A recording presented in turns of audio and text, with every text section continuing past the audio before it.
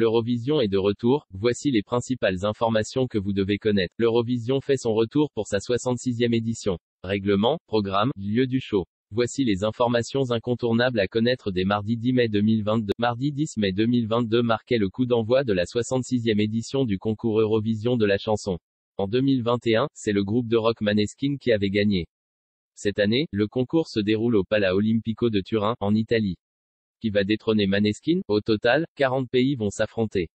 Ils seront départagés par des jurys internationaux et le public. Cette compétition organisée par l'Union européenne de radio-télévision, UER, rassemble ainsi des millions de fans chaque année. Depuis le 30 avril 2022, chanteurs, musiciens et danseurs se préparent. C'est le cas du groupe breton Alvan et Ae. Après la diffusion de l'émission de France 2, Eurovision France, c'est vous qui décidez, ils ont été en effet choisis pour représenter la France. Ils prennent donc la relève après la participation de la chanteuse Barbara Pravi, en 2021. Que faut-il savoir sur les 3 soirées de l'Eurovision 2022? Quelles sont les infos croustillantes à ne pas louper? Cette édition, Alessandro Cattelan sera aux manettes pour mettre l'ambiance avec Laura Pausini, chanteuse italienne et Mika, star internationale. Les règles sont strictes. Pour participer, les artistes doivent avoir 16 ans révolus, le jour du concours. Aucune dérogation n'existe à cette règle. Et pour les plus jeunes, il y a le concours Eurovision de la chanson junior. La Française Valentina avait notamment remporté l'édition de 2020, avec son titre J'imagine. Les chansons de l'Eurovision ne doivent pas non plus dépasser 3 minutes.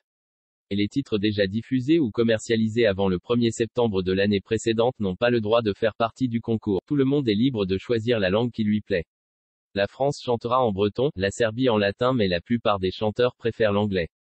Eurovision, la Russie sanctionnée à cause de son invasion de l'Ukraine, les messages politiques, publicitaires ou insultants sont mis de côté. Cette année, la Russie ne participera pas à l'Eurovision. Elle en a été exclue, sanctionnée à cause de l'invasion de l'Ukraine. En 1977, Marie-Myriam remportait l'Eurovision avec le titre L'oiseau et l'enfant. Une expérience qu'elle n'oubliera jamais. La chanteuse s'était en effet retrouvée dans le concours un peu par hasard. Après avoir fait un voyage au Portugal, Jean-Paul Cara, le compositeur du titre L'oiseau et l'enfant, NDLR, est venu manger dans le restaurant de spécialité portugaise que tenaient mes parents. Comme j'avais fini mes devoirs, j'ai pris mes cours de chant avec moi pour chanter dans le sous-sol de l'établissement. J'ai commencé à chanter et Jean-Paul Cara s'est levé pour aller voir ma mère. Après avoir demandé l'autorisation, il est descendu pour mes cours. À la fin, il m'a applaudi et m'a dit, Mademoiselle, je vais vous emmener à l'Eurovision. A-t-elle en effet expliqué dans les colonnes de gala, Eurovision, quand aura lieu la finale? Forcément, ça a représenté beaucoup de préparation pour la jeune femme. Le concours de la chanson française s'est déroulé entre février et mai. Jean-Paul Cara m'avait énormément coaché. J'avais très peur des premières mesures a cappella, c'était le début de ma chanson. L'orchestre jouait une introduction puis tout s'arrêtait. C'était mon triple salto arrière, par rapport au patinage artistique, elle rit. Je paniquais vraiment. On a donc beaucoup travaillé, a-t-elle ainsi tenu à préciser. La première demi-finale débutera en effet à 21h, ce mardi 10 mai. Après tirage au sort, 17 pays participeront. Ainsi, on découvrira l'Albanie, la Lettonie, la Lituanie, la Suisse, la Slovénie et l'Ukraine, favorites des bookmakers.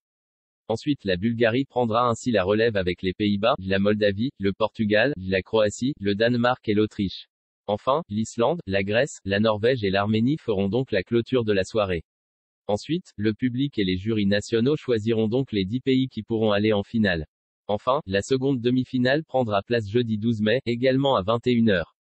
Et enfin, moment tant attendu, la finale aura lieu samedi 14 mai, en présence de Maneskin, lauréat 2021, et Gigliola Cinquetti, gagnante italienne de l'Eurovision 1964.